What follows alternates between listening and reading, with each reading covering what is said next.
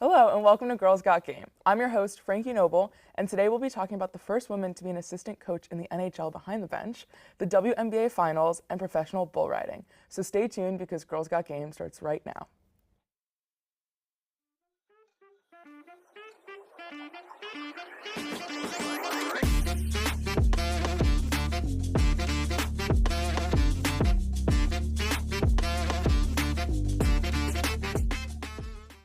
As Mikayla Kroecker says, we're so back.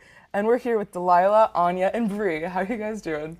Doing fabulous, Frankie. Good. Thank you. Excited. I'm so excited. This is like one of the segments that people have reached out so much to talk about this, which was an idea before anybody reached out. So I'm super, super excited to talk about this lovely, lovely person. And we're obviously talking about Jessica Campbell. She's the first assistant coach of the NHL to sit on the bench or stand on the bench and coach an NHL team.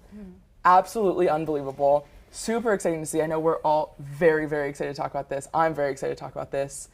Anya, do you want to start us off with your favorite thing about Jessica Campbell so far? Honestly, my favorite part about Jessica Campbell is the fact that she just has this energy to her. I was just looking through her Instagram not too long ago, and she just exudes this like super confident energy that I think a coach really needs.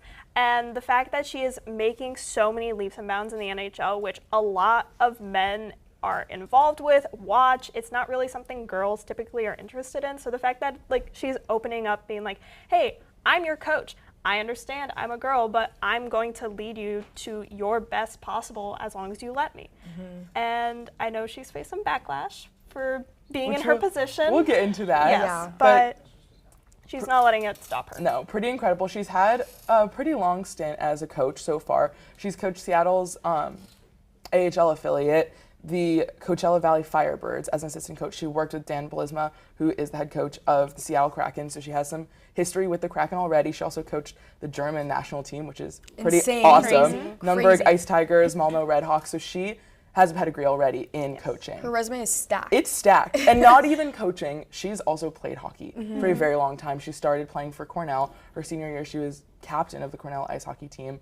She knows what she's talking about. She knows what she's doing. Bri, do you want to talk a little bit about Jessica? Yeah, watching her live and seeing this, I saw it and I immediately told Frankie, we have to talk about this because it was so impactful to see. And I'm a newer hockey fan, so it was just great to see representation on the ice and just seeing her actively drop those plays and help the game. She was helping a lot during the power play. She was helping a lot with the forwards. It was just so impressive to see someone put the work in and also just be the first person to do it. Everybody told her she couldn't, and the fact that she is there doing it, it shows how women in sports, we're getting there. We're getting there, and I'm so excited.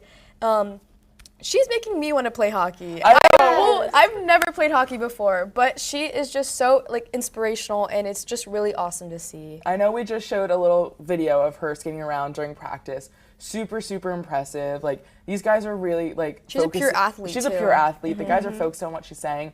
And I of course love to see her skating around during practice, but I know something that like almost made me emotional was at the end of the first Kraken game when she was in her all white suit. Well, she looked great, awesome. by the way. Yes. Right at the end, I think there were maybe like 2 minutes left. All of the guys were huddled around her. She had the whiteboard, and it was so amazing to see. It was like so satisfying Seeing the direct impact she had between the game and the players, it was just phenomenal. It was incredible. Unfortunately, the Kraken are 1-2, but we still have like 78 games left, so they'll get better. But no, seeing her make her mark has been incredible. Delyla, do you have any thoughts about Jessica? I would definitely say, like Anya said about her confidence, she's also so humble is what is really amazing about it. Especially she said that she realizes how big of an impact it has for the entire league, and it's not just a win for herself but for everybody, for all women in sports. And something I think she can really bring to the team is she focuses a lot on like individual player development, and obviously like how the team works together is very important, but I think she's going to bring kind of a new focus to developing each player individually before she meshes everybody together. So it's going to create a team of stronger, better, faster athletes in the long run. And so I think it's really great. She also puts a really big focus on mental health, which is obviously super important. And it's something that's not really talked about a lot in sports. It's often overlooked. So I just think that all of her new focuses and her new priorities, it's just going to make the team so much stronger. Yeah, I like that you brought up the mental health aspect, because obviously in the NHL they do have the NHL Players Assistance Program, and I feel like it's very taboo for players to enter that program, especially this year with things that have happened, especially like with Johnny Gaudreau. So I think it's great that she's putting this emphasis on taking care of your mental health. I'm glad that she's stepping up and being vocal about it, because people aren't vocal about it, and it's great to see her making many strides in different lights like that. Like Anya said, she has faced a little bit of backlash. I know the thing that upsets me the most is people saying like, well, now we have the PWHL, the Professional Women's Hockey League. Why doesn't she go there? Why is their men coach? Why In do the men coach PWHL. But why is it an issue when she's coaching on the NHL team? Right. I really don't see the issue. She's doing just the same as anyone else that could have been qualified for that. She's overqualified for it, in my opinion. I believe that she's going to impact the team more, and I really think that the people online who are just sitting behind the comments, talking their talk, it's embarrassing. Like, do you really think that just because she's a woman, she's not qualified? Look her up. Go on Google. Look her You up. will clearly see that she is more than qualified to be in this position, and if you don't think so, then don't watch the Kraken. All I have to say is she's probably more qualified than you are. Exactly. There you go. Exactly. There you go. I mean, I couldn't have said it better myself. We all chose another influential woman to talk about in the sport of hockey. Jessica Campbell isn't the first ever assistant coach, but she is the first one to be on the bench. Anya, I know you wanted to spotlight somebody important as well. Yes, so the first full-time women coach who happened to be female is Dawn Braid. Back in 2016, she was hired by the Arizona Coyotes as to be their full-time skating coach. She has a figure skating and hockey background. So I'm sitting there thinking just like how she coached them, like, you know, back straight, come on, push, arms out. Obviously not. But she also has quite an impressive pedigree. She actually started helping out the NHL back all the way in 2005. She helped consult the Toronto Maple Leafs during their development camp in the summer, and from then on she consulted the Sabres, Ducks, and Flames, and she also personally coached John Tavares and Ryan Merkley. Just recently, she was named one of top 25 women in hockey by Sportsnet back in 2020. So I think she helped pave the way for Jessica Campbell to be a coach, because prior to this, there were assistants, there were consultants, there were part-time coaches that were women, but she was the first to be named a full-time coach. Right. And I like that you mentioned that she coached John Tavares, because we can all agree that John Tavares is one of the best hockey players right now.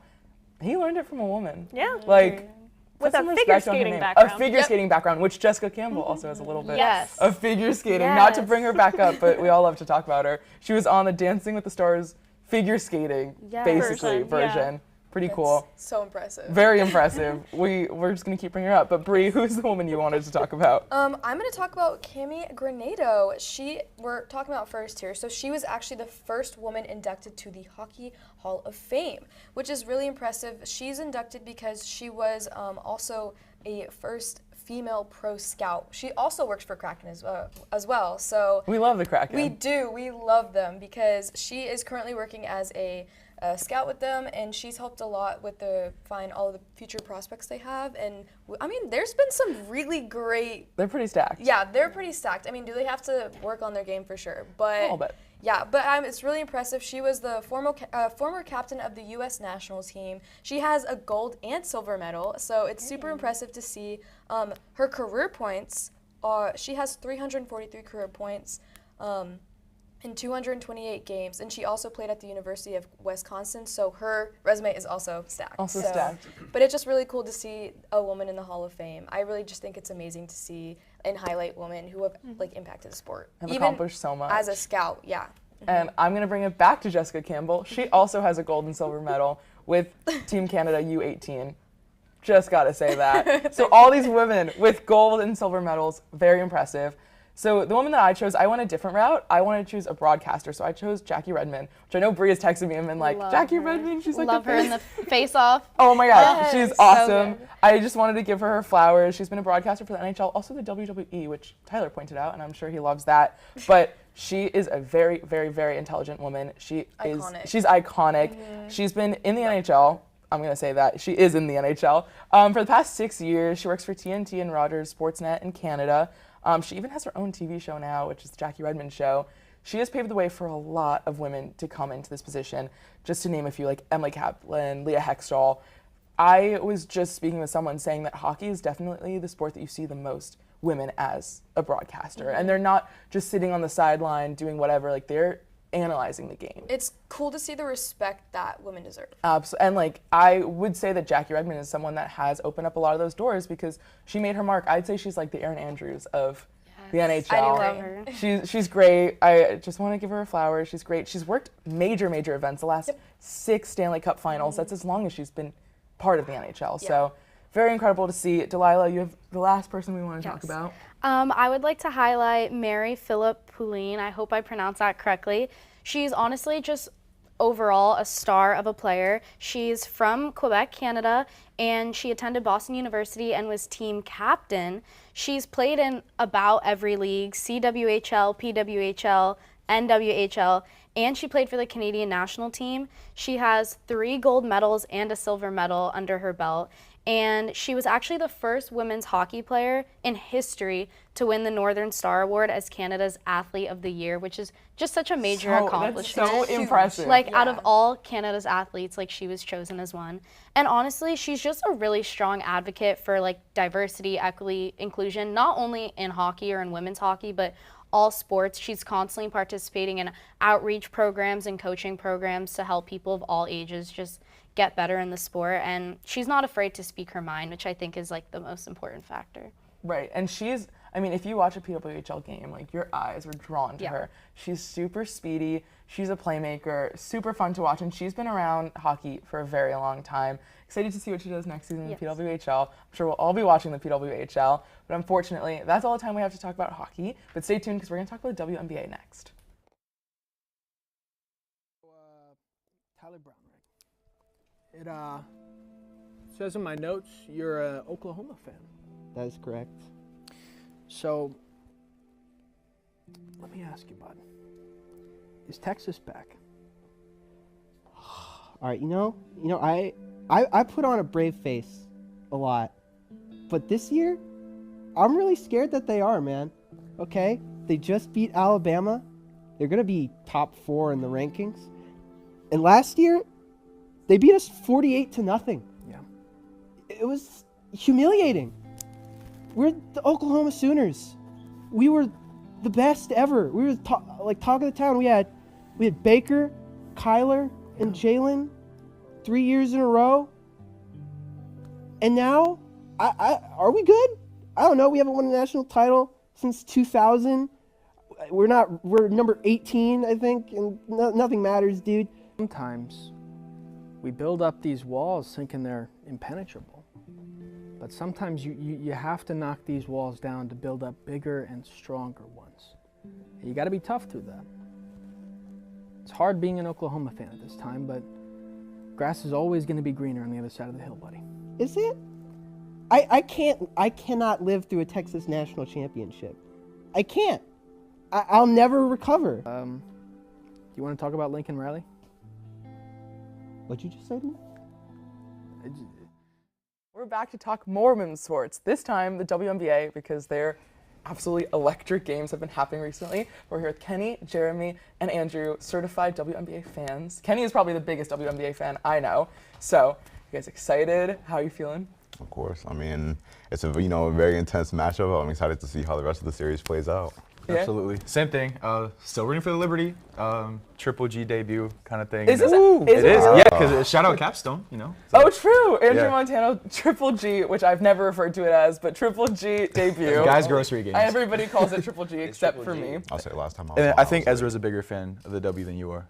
Really? I'll say, Well, yeah. Ezra's not he here was anymore. He was like that. May he rest in peace. Yeah. Kenny, he's come back on Girls Got Games. Super exciting. How are you doing? Yeah. Last time I was here, I was talking about Asia Wilson. I definitely thought I would be here talking about Asia Wilson getting her 3rd ring, but the Liberty had other plans, so I'm pivoting. I'm wearing Liberty colors. Go Liberty. Oh yeah, I guess. Go Liberty. Closest I could be. Super Liberty. Same arena. Yeah. We're all pretty much in the same mindset about who's going to win this, but let's talk about the game so far. So far, series is tied 1 apiece. First game, 95-93 in OT. Pretty exciting game. What were your thoughts about game 1? Who wants to Anybody who wants to go for first. it. I mean, I'll just pick up on you. personally, I think that was a really good game. I mean, look at how close the score was, 95-93, went to overtime. It was an intense battle the whole way through. So obviously, like, I mean, I know we all picked the Liberty, but obviously, like, the Lynx are showing that they can really fight and that this series could really go either way.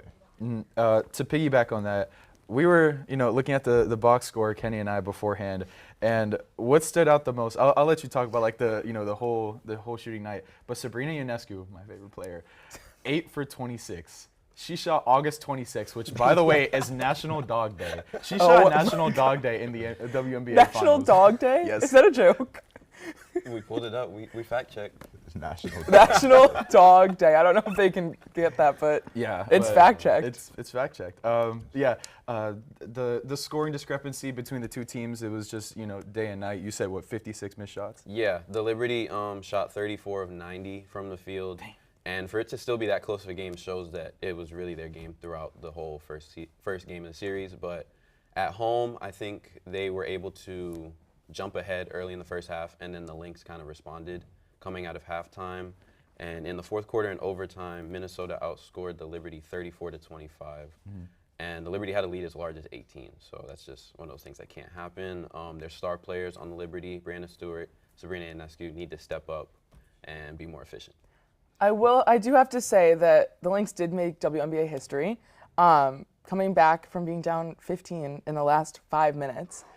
Really, really, really impressive. Like, yes, as Jeremy said, we all say that the Liberty are going to take it home, but you do have to give the Lynx what they deserve. I actually want to point out the Lynx have won 4 championships while the Liberty have won none. So I think that's to show that the Lynx actually have like some sort of background in winning, and that's another reason why we shouldn't count them out. Yeah. I agree, and even like you said, of like Brianna St needs to step up. I remember watching that game and seeing her free throws at the end, and she I don't want to say like kind of gave that game up, but if she would have made that second free throw, they would have won. You're also definitely looking for your star player to. She shot sub 30% from the field, 28.5. So that never helps. Need them to step up. It was an exciting game though. I mean, any game that goes to OT, whether it be basketball, hockey, whatever, exciting game, and in a finals game, very exciting. Both teams, they looked pretty even, like you said, like Liberty on top, and then Lynx came back. So it Courtney Williams' shot too. Oh yeah, huge. Crazy. 15 points in fourth quarter and overtime from Courtney Williams. Absolutely. Obscure performance from her. But- And out of 23 in total. Yeah. So most of it came so when like they needed her most. Big time riser. That's definitely how you want to start a finals. Absolutely. Which it definitely set the momentum. The next game was game 2, 80-66, which is also pretty close. Like, it's not like it was an absolute blowout. What did you guys think of that game? Kenny, do you want to start first? The defensive intensity from the Liberty from the gate was just phenomenal. Kayla McBride is one of the Lynx top scorers. She had 22 in game 1, and they held her to 14 points less in game 2. And Brianna St set the tone, being one of the leaders. Had a WNBA Finals record 7 steals, which is just phenomenal. Not to mention, she had 21 points, 8 rebounds, and 5 assists. Yes, just a complete Those game. 5 assists are huge. Which are, that's huge. As a forward, incredible. And I mean, like, we just said it, she needed to step up. I would say she did. Yeah, absolutely. And that's what they're looking for. I mean, if she continues this momentum, everybody has a bad game. Like, even if you're a star, you're allowed to have a bad game, and she kind of silenced all that and was like, I'm going to come back and I'm going to be better. So it'll be interesting to see what Dario happens. doesn't have bad games. Actually, Oh my God. I mean, but- You're talking I am on another show. I was gonna say, when you look at it, the Liberty had 2 people score 20 points or more, while the Liberty, their Nafisa Collier only scored 15. So that shows like how much defense really played a factor. And then another thing also, the bench pieces. In game 1, the Lynx's bench totaled out 15 points, whereas in game 2 was only 5. Like, that's huge. Everybody, like, in the starting lineup did their job, but when you're, like, when you only got one, by the way, it wasn't like 1 here, 2, no, it was just 1 player got 5 points. So it's just like, that secondary has to step it up as well Also, if you want to. Oh my bad. No, you're like just a shot at The Liberty bench, 3 people scored above 10, right? Or was it 2? mistaken, let me I think check. it was 3 people scored above 10 from their Well, bench. and then they also, the Lynx got 17 points in the fourth quarter alone and made it a 2-point game at one point. Yeah. Very impressive, but we do all agree that the Liberty's going to win. If anybody can take this one, what is your standout specifically from the Liberty that you think they're going to win because of this? Who wants to start? Who wants to take that One thing that I noticed in game 2 that if they can carry it out, it will bring them a championship is the way that they just attack the paint. And that goes into the same intensity that they have on defense, but they brought it on offense, where if they can attack the defense, make them collapse, it'll open up their shooters because the Liberty are only second to themselves this season in WNBA history with three-point shooting from the previous season. So they're known for their three ball. They're known for their exciting offense, high-scoring offense. If they can continue to put pressure on the Lynx defense, it will pay off for them, dividends. 100%. And yes, we think the Liberty are going to win. I'll say it again. But we're back at the ground because it's 1-1. The series is tied. Yep. It's anybody's. It's 0-0. It is. Yeah. We're even. It's anybody's series. If the Lynx were to do it, what do you think would do it for them? I would just have to say it's probably going to be the versatility in scoring. We've seen multiple players on the Lynx get 20-plus points. Not like, again, to bring her up, Courtney Williams, she did phenomenally in Game 1. No, bring her up. And she brought it as well in Game 2. I think that versatility to have multiple players being able to step up, perform. I think, again, to bring it up another time, the bench does need to, step it up a little bit. But yeah, I think the Lynx are one of the better defensive teams in the WNBA, obviously one of the 4 remaining ones anyway. But you got the Defensive Player of the Year. Take that to your advantage. This Liberty team, like you mentioned, if you get the shooters going, it's kind of going to be lights out. The first game was a 2-point game. The second one was a 14-point differential. So right now the Liberty sit at plus 12 in the overall point differential. So now it's just a matter of whether or not the Minnesota defense is going to be able to stop that arsenal really that New York brings. Absolutely. I know personally, I'm very excited to see what happens with this. Maybe we'll see 7 games. It'd be super fun. Why not? But unfortunately, that's all the time we have for WNBA. Stay tuned because we're going to talk some professional bull riding. Hello, Hitting the Field family. My name is Andrew Montana, host of Season 19 of The Main Show. And on behalf of HTF, we hope you're enjoying today's content. But I'm here to tell you about everything else we have to offer here at the network. Mondays at noon, HTF Bets goes live with 3 of the best on-air faces we have in the program. Andrew Gregg's personality, Tyler Brownrick's sports expertise, and Nick Cohen's versatility make this show a fan favorite, but also a warm light to guide you through the harsh world that is the sports betting industry. On Tuesdays, Frankie Noble hosts a brand new show called Girls Got Game, blending women in sports, the biggest sports news stories, and creative segments that make for a fun and engaging show.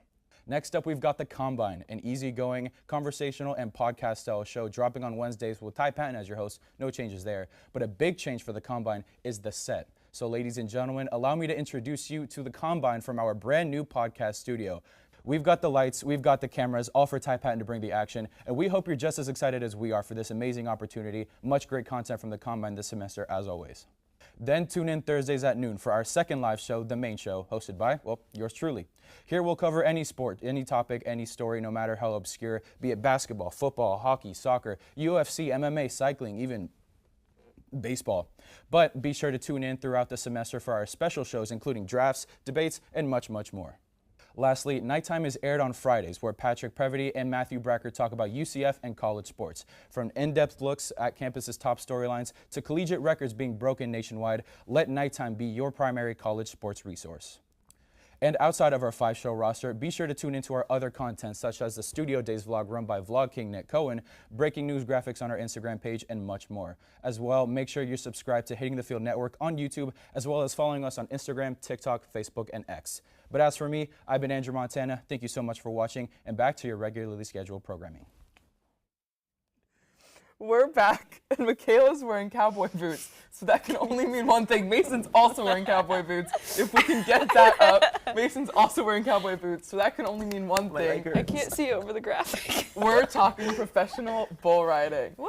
We're here with Yay! some Girls Got Game regulars, Mason, Bree, who has already been here today, and Mikayla. And we're, like I said, we're talking professional bull riding. Super fun. Western sports should get highlighted a little bit. We all, just a little bit. We all went to a rodeo recently, which kind of inspired this segment. How are you guys feeling? Are you excited to talk bull riding? So excited. I'm excited. It's going to be electric. Yeah. It's going to be on fire, just like some of the professional bull riders are. Burn. It's going to burn, burn, burn. I don't know if we're allowed to say that without getting copyrighted, but we're going to burn, burn, I say burn. let's open the gate and get into it. Let's open the gate. Can I start talking or what? I don't know any of these references. So professional bull riding is like a honestly high performance sport. Obviously, like when talking about it, we're all laughing. It sounds silly, but these athletes are serious. very, very, very impressive. We saw some bull riding that was not great, but if you do see professional bull riding, there are a few It's insane. riders that are really impressive, and it's just crazy. One that I want to point out in particular before we really get into it is this guy named John Crimber. John Crimber is 19, so he's younger than a lot of people in this program, and he is like one of the most like insane athletes I've ever witnessed. I don't know how you can stay on a bull for that long. Like, you're supposed to stay on for 8 seconds, which Mason will get into scoring and everything like that. You're supposed to stay on a bull for 8 seconds. I think he stayed on for like almost 20 when I watched him.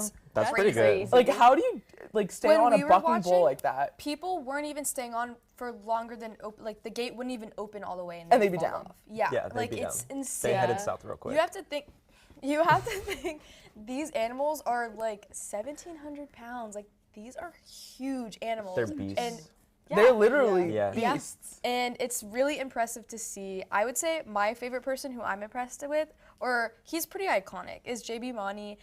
He is one of the greatest of all time, I'd say. He's a 2-time PBR world champion. He's also known for his style and ability to ride. His style, like his And clothes, or like the way he rides? the No, riding, like his riding Okay. style. And he's also known close. for his rivalry with the bull Bushwhacker. So Bushwhacker is a 1,700-pound bull and probably the toughest bull ever. He's so iconic. He's bucked off 84 of 87 riders. Oh, so wow. Oh, wow. So yeah, just shout out to JB for being able to. JB. Shout out Handle JB, that. shout out Bushwhacker. Yeah. Some of these bulls have really great names, I will say. Unfortunately, when we went, they didn't really tell us a lot. Did they tell us their names? No. No, I Not don't think really. I so. couldn't like understand. Well, there was only like the 3 bulls announcer. there. Yeah. Yeah, there weren't a lot of bulls, but the scoring is, like, we're laughing, but the scoring is very particular. Mason, Yes. do you want to go a little bit about how you get points in PBR? I would love to, because it's electric. Anyways. So to get points, you have to stay on the bull for 8 seconds, like Frankie said earlier. And there's 4 judges that give you a score out of 25. But then the bull also gets a score. So there's separate 4 judges that give the bull a score out of 25 as well. So like you could have a really good ride, but like your bull didn't do a whole lot. So your score is gonna like get tanked from that. Like that, is, like Which something sucks. about I that actually is. didn't know that. I know, I didn't know that either until Mason just told me. Not just now, Until but earlier. just now. No, that's me. But like, what other sport is there other than maybe like equestrian stuff with like horses, but like that an animal that you have no Determines control your over? score, yeah. But you determines train your it. Like You train it, but like at the end Can of the you day, really? like, a bull has its own mind. Like you Yeah. can't just be like, oh, I hope an this like animal. bucks super You're hard making today. it mad, and yeah, you're not really training it. You're just kind of making it upset. Is there Right. anything like in scoring if it's like a bigger bull and like a smaller bull? I wouldn't think that mattered. It just like how much effort they put in, like how hard they bucked you and like stuff like that. Super exciting. I do have to say, the rodeo that we saw recently is called Silver Spurs Rodeo. I wasn't too happy with the way that they treated the bulls. When they lassoed them, it made me a little sad. But They also PBR, sucked at lassoing. There yeah, was 4 they of were them and really could bad at not get one. lassoing as well. Western sports is just kind of crazy to me. But at PBR, they do treat their bulls very well, which is important to me at least. Like, I'd like to know that, yes, we're watching this, it's a spectacle, it's a sporting event, but like, at the end of the day, the way you treat your animals is very, very, very important, obviously. Frankie didn't have a good time overall. She didn't watch. I did have a She good didn't time. watch. She was watching the UF game. She refused to look at the rodeo clown. She Just don't like clowns. Let's put up the didn't picture of the look rodeo at clown. all. No, we have no picture of the rodeo clown. And cue it. I do have to say, when you're going from watching, because there's many like aspects of bull riding, you have rodeos like we went to, you have amateur rodeos that they have in like Texas and wherever, and then you have PBR, which is professional bull riding. And once you see like an actual like PBR spectacle, there's like no comparison. I kind of shocked It's myself like when I going went to a one. professional like football game, and then you're going to like a pee-wee football game. Yeah, like on, your like, the little weekend. cousins. Like Like our- there's like our no IM team. comparison. Yeah. Yes, there's no comparison. But I would say that PBR, it's really impressive the way they handle everything. It's really impressive. Yeah. I think the sport overall, like we've said, is really impressive. I couldn't do it. Actually, I no, just- I'm just- Wait. How long? Like, just be so honest. How long do you think you would stay on? 2 0.7 seconds. seconds. 2 seconds. I, 2 seconds. I think I would have maybe like a 3-second adrenaline rush, and then I'd get really scared and jump off. I think I'd last 0.7. I think I would do like 3 seconds. Like like- freestyle. Or maybe like 1.5. Like we're Honestly, being realistic. In like- between 1.5 and 3. Obviously thinking of it now, like that was 2 seconds. That silence was 2 seconds. It seems a lot harder to do that when you're on a ball that is You just gotta trying to get you you off. have 8 seconds is If, gonna if seem like you fall off, eternity. you gotta get back, like revival. You gotta get back up there. Revival. You know, revival. Last thing I want to point out, because we are running out of time, was the way that, like, I don't remember if it was the Bulls or the other thing, where they have to, like, jump off of one thing onto, like, a horse. That's when the horses were bucking. That would- yeah. And like they were like, okay, I'm done. Like, and then the last horse would come over and they jump off their horse onto the other another horse. horse. And even like when you're doing That's like, for safety reasons. even for bull riding, like the dismount is like it doesn't look It's great so sometimes. scary. Because But, like, that's it's when most a people big get part of it. injured, is when they dismount Yeah. and when they're on the floor. We saw lots of injuries. There was ankles getting crushed. arms. Someone Because got you're stepped getting, on. Yeah, you're getting there is stepped medical. on by a 1,700-pound Yeah. Yeah. animal. Huge. But the dismount, huge. The dismount is all part of it. There's so many Huge. athleticism It's aspects. just an extremely impressive sport. It is. It's extremely impressive. Because I couldn't do it. So shout I out to couldn't them. do it. Nobody here could do it. I don't think anybody in this program can do it. So we're going to end it there because that's unfortunately all the time we have for this week's episode of Girls Got Game. But tune in next week for a brand new episode. Yeehaw! Yeehaw! Woo!